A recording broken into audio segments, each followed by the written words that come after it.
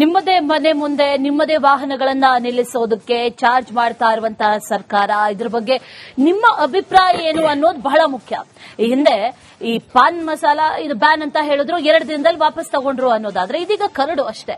ಅಂದ್ರೆ ಒಂದು ಒಪಿನಿಯನ್ ತಗೊಳ್ತಾ ಇದ್ದಾರೆ. ಬೊಕ್ಕಸ ತುಂಬಿಸಬೇಕು, ಹೌದು, ಪ್ಲಾನ್ ಮಾಡ್ಕೊಳ್ತಾ ಇದ್ದಾರೆ, ಹೌದು, ಅದಕ್ಕೆ ಸಾಕಷ್ಟು ಪ್ಲಾನ್ಗಳು ನಡೀತಾ ಇದೆ.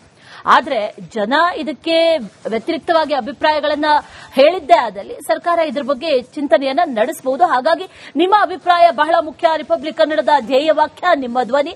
ಹಾಗಾಗಿ ಯುವರ್ ವಾಯ್ಸ್ ಮ್ಯಾಟರ್ಸ್. ಜನರ ಅಭಿಪ್ರಾಯಕ್ಕೆ ಒಂದು ಮುಕ್ತ ವೇದಿಕೆಯನ್ನ ರಿಪಬ್ಲಿಕ್ ಕನ್ನಡ ಒದಗಿಸಿಕೊಡ್ತಾ ಇದೆ.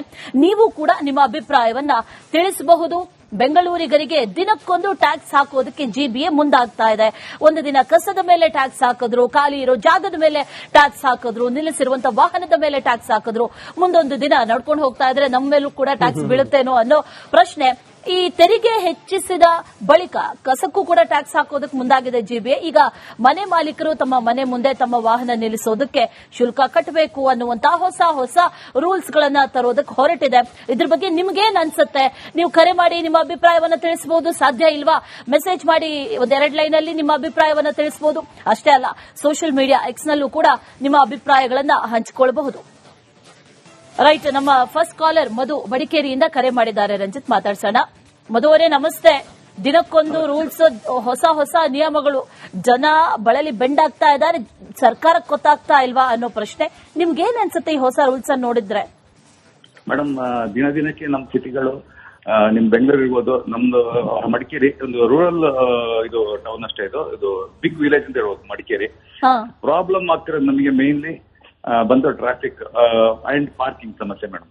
ಇದು ಪಾರ್ಕಿಂಗ್ಗೆ ಅವ್ರು ಏನ್ ಇಂಪ್ಲಿಮೆಂಟ್ ಮಾಡಿದ್ದಾರೆ, ನಾನು ಫುಲ್ ಸಪೋರ್ಟ್ ಅಂತಲ್ಲ, ಬಟ್ ಅವರಿಗೆ ಸಪೋರ್ಟ್ ಮಾಡೇ ಮಾಡ್ತೀವಿ. ಯಾಕೆಂತಂದ್ರೆ ಸಣ್ಣ ಕಿರಿದಾದ ರಸ್ತೆ ಇರುತ್ತೆ ಮೇಡಮ್. ರೋಡ್ ಸೈಡ್ ಅಲ್ಲಿ ಒಂದು ನನ್ನ ಮನೆ ಮುಂದೆ ಗಾಡಿ ನಿಲ್ಸ್ಕೊಳ್ತೀವಿ.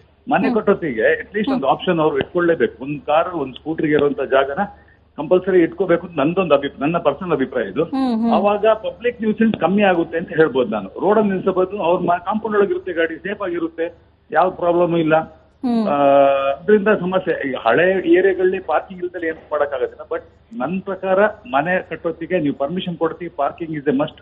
ಅಥವಾ ಗಾಡಿ ನೀವು ಆರ್ಟಿಒ ರಿಜಿಸ್ಟ್ರೇಷನ್ ಮಾಡೋತ್ತಿಗೆ ನೀವು ಪಾರ್ಕಿಂಗ್ ಉಂಟಾ ಅಂತ ಹೇಳ್ಬಿಟ್ಟೆ ಮತ್ತೆ ರಿಜಿಸ್ಟರ್ ಮಾಡಬೇಕು. ಈಗ ಸೋಲಾರ್ ಹೇಗೆ ಮಾಡ್ತಾ ಇದ್ದೀರಾ ಹಾಗೆ ಇದೊಂದು ಪಾರ್ಕಿಂಗ್ ಮಾಡಿದ್ರೆ ಪಬ್ಲಿಕ್ ನ್ಯೂಸೆನ್ಸ್ ನಮ್ಮಲ್ಲಿ ಮತ್ತೆ ಸಿವಿಕ್ ಸೆನ್ಸ್ ನಮ್ಮ ಜನಗಳಿಗೆ ಕಮ್ಮಿ ಇದೆ. ಅದು ಬರಬೇಕು ಅಂತ ನಂದೊಂದು ಅಭಿಪ್ರಾಯ.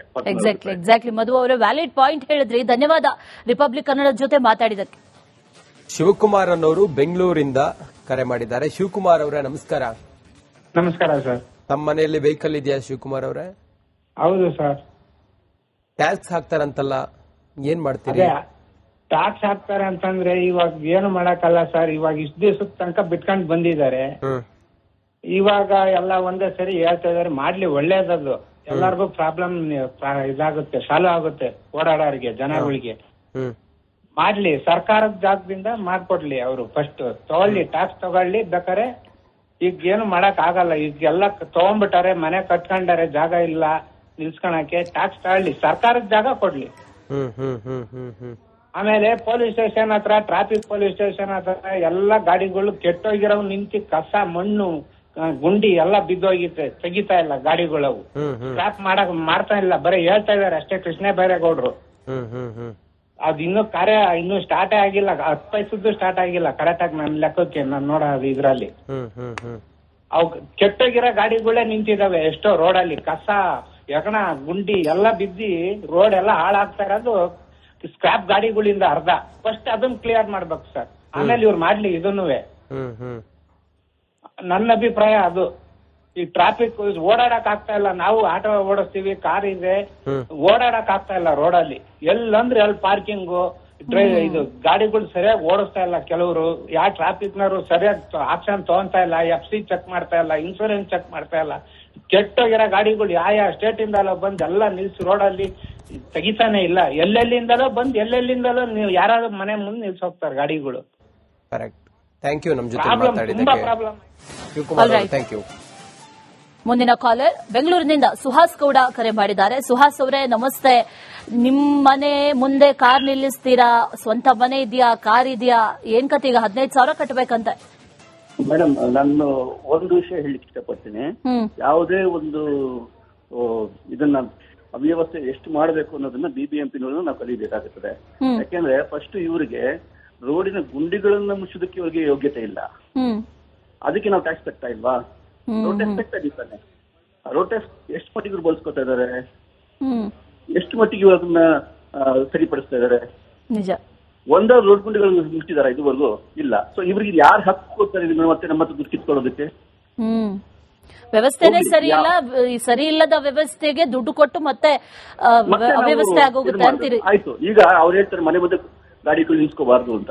ಈಗ ಅವರೇ ಒಂದು ಮನೆ ನಿವೇಶನ ಕಟ್ಟಬೇಕಾದ್ರೆ ಅದಕ್ಕೆ ಒಂದು ಏನು ಮ್ಯಾಪ್ ಬರುತ್ತೆ, ಒಂದು ಬಿಲ್ಡಿಂಗ್ ಪ್ಲಾನ್ ಬರುತ್ತೆ, ಅದಕ್ಕೆ ಅವರೇ ಒಂದು ಅಗ್ರಿಮೆಂಟ್ ಪಾಸ್ ಮಾಡ್ತಾರೆ. ಅದರಲ್ಲಿ ಅವ್ರು ಹೇಳ್ಬೇಕು, ಇಲ್ಲ ಚಾರ್ಜಿಂಗ್ ಪಾರ್ಕ್ ಮಾಡ್ಕೊಳ್ಳೋದಕ್ಕೆ ನೀವು ಒಂದು ಜಾಗ ಬಿಟ್ಕೊಂಡು ನೀವು ಮನೆ ಕಟ್ಕೊಂಡು ಅಂತ ಪ್ಲಾನ್ ಮಾಡ್ಬೇಕು. ಅದಕ್ಕೆ ಅವ್ರು ಅದು ಮಾಡಿದ್ರೆ ಹೆಂಗ ಅವ್ರು ಪರ್ಮಿಷನ್ ಕೊಡ್ತಾರೆ? ಎಕ್ಸಾಕ್ಟ್ಲಿ. ಸೊ ಅದು ಮಾಡಿದ್ಮೇಲೆ ತಾನೇ ಅವ್ರಿಗೆ ಮುಂದೆ ಅದು ಮಾಡಿದ್ರೆ ಇದ್ಮೇಲೆ ಅವ್ರಿಗೆ ಮತ್ತೆ ಅವ್ರಿಗೆ ಟ್ಯಾಕ್ಸ್ ಹಾಕ್ತಾರೆ. ಹೌದು. ಆಲ್ರೈಟ್ ಸುಹಾಸ್ ಅವರೇ, ಥ್ಯಾಂಕ್ ಯು ರಿಪಬ್ಲಿಕ್ ಕನ್ನಡ ಜೊತೆ ನಿಮ್ಮ ಅಭಿಪ್ರಾಯವನ್ನ ಹಂಚಿಕೊಂಡಿದ್ದಕ್ಕೆ. ನಾವು ಮಾತಾಡ್ತಾ ಇದ್ವಿ ಪಾರ್ಕಿಂಗ್ಗೆ ಇನ್ ಮುಂದೆ ಶುಲ್ಕ ಹಾಕ್ತಾರೆ ಅಂತ ಹೇಳಿ, ಎಲ್ಲಿ ಗಾಡಿ ನಿಲ್ಲಿಸೋದು ಅಂತ ಹೇಳಿ ನೀವು ಪ್ರಶ್ನೆ ಕೇಳ್ತಾ ಇದ್ರಿ. ಮಂಜುನಾಥ್ ಅನ್ನೋರು ಕರೆ ಮಾಡಿದ್ದಾರೆ. ಮಂಜುನಾಥ್ ಅವರು ನಮಸ್ಕಾರ. ನಮಸ್ತೆ ಸರ್. ಹೇಳಿ ಮಂಜುನಾಥ್ ಅವರೇ, ತಾವೇನ್ ಹೇಳ್ತೀರಿ? ಸರ್, ಇದು ಅವೈಜ್ಞಿಕವಾಗಿ ಮಾಡ್ತಾ ಇದ್ದಾರೆ ಸರ್. ಇದು ಈ ರಸ್ತೆಗಳು ನೋಡಿ, ಮೂಲ ಮಾಲೀಕರು ಇದಾರಲ್ಲ, ಜಮೀನ್ ಮಾಲೀಕರು, ಅವ್ರು ಬಿಟ್ಟಿರೋ ರಸ್ತೆ. ಒಂದ್ ಕೆಲಸ ಮಾಡ್ಲಿ, ಈ ಸರ್ಕಾರ ಈ ರೋಡ್ಗಳನ್ನೆಲ್ಲ ಮೂಲ ಮಾಲೀಕರಿಗೆ ಎಷ್ಟು ಸ್ಕ್ವೇರ್ ಫೀಟ್ ಆಗುತ್ತೋ ತಗೊಂಬಿಟ್ಟು ಆಮೇಲೆ ಟ್ಯಾಕ್ಸ್ ಹಾಕಿದ್ರೆ ಅದಕ್ಕೊಂದು ಅರ್ಥ ಇರುತ್ತೆ ಸರ್. ಈಗ ರಸ್ತೆ ರೋಡ್ ಮಾಡಿದ್ದಾರೆ, ರೋಡ್ ಬಿಟ್ಟಿರೋದು ಜಮೀನಿನ ಮೂಲ ಮಾಲೀಕರು. ಇವರು ಟ್ಯಾಕ್ಸ್ ಹೆಂಗ ಹಾಕ್ತಾರೆ? ಜಮೀನ್ ಪರ್ಚೇಸ್ ಮಾಡ್ಬಿಡ್ಲಿ ಇವರು, ಸರ್ಕಾರ ಪರ್ಚೇಸ್ ಮಾಡ್ಬಿಡ್ಲಿ, ಆಮೇಲೆ ಬೇಕಾದ್ರೆ ಟ್ಯಾಕ್ಸ್ ಹಾಕ್ಲಿ. ನೋಡಿ, ಜನಗಳು ಎಲ್ಲ ಇವ್ರಿಗೆ ಒಂದು ಅಧಿಕಾರ ಅಂತ ಒಂದು ಕಲ್ಲು ಕೊಟ್ಟಿದ್ದಾರೆ. ಅದನ್ನ ಈ ಏನೋ ರೋಡ್ ರೆಡಿ ಮಾಡೋದಕ್ಕೂ ಮನೆ ಕಟ್ಟೋದಕ್ಕೂ ಉಪಯೋಗಿಸ್ಬೇಕು. ಅದನ್ನ ನಮ್ಮ ಮೇಲೇನೆ ಎಸಿತಾ ಇದ್ದಾರೆ. ಎಷ್ಟಂದ್ರೆ ಅತ್ ಎಸಿತಾ ಇದ್ದಾರೆ. ತಲೆಗೆ ಬೀಳ್ಲಿ, ಕಣ್ಣಿಗೆ ಬೀಳ್ಲಿ, ಎಲ್ಗನ ಬೀಳ್ಲಿ, ಎಸಿತಾ ಇದ್ದಾರೆ. ಈ ತರ ಮಾಡ್ತಾ ಇದ್ದಾರೆ. ಓಕೆ, ಥ್ಯಾಂಕ್ ಯು ನಮ್ಮ ಜೊತೆ ಮಾತಾಡಿದಕ್ಕೆ. ಬೆಂಗಳೂರಿನಿಂದ ಬಾಬು ಕರೆ ಮಾಡಿದ್ದಾರೆ. ಬಾಬು ಅವರೇ ನಮಸ್ತೆ. ನಿಮ್ಮ ಹತ್ರ ಸ್ವಂತ ಮನೆ ಇದೆಯಾ, ಸ್ವಂತ ಕಾರ್ ಇದೆಯಾ? ಮುಂದೆ 15-20-25 ಸಾವಿರ ಕಟ್ಟಬೇಕು ಅಂತಂದ್ರೆ ಏನ್ ಹೇಳ್ತೀರಿ ಅದ್ರ ಬಗ್ಗೆ? ನಗರ ಪಾಲಿಕೆ ಮಾಡ್ತಾ ಇರೋದನ್ನೇ ಸರಿ ಇಲ್ಲ. ಇದು ಮೊದ್ಲು ಸಾರ್ವಜನಿಕರಿಗೆ ರಸ್ತೆ ಸರಿಯಾಗಿ ವ್ಯವಸ್ಥೆ ಮಾಡ್ಕೊಡ್ಲಿ, ನಡ್ಕೊಂಡು ಹೋಗೋದಕ್ಕೆ ಫುಟ್ಪಾತ್ ಸರಿಯಾಗಿ ವ್ಯವಸ್ಥೆ ಮಾಡ್ಕೊಡ್ಲಿ.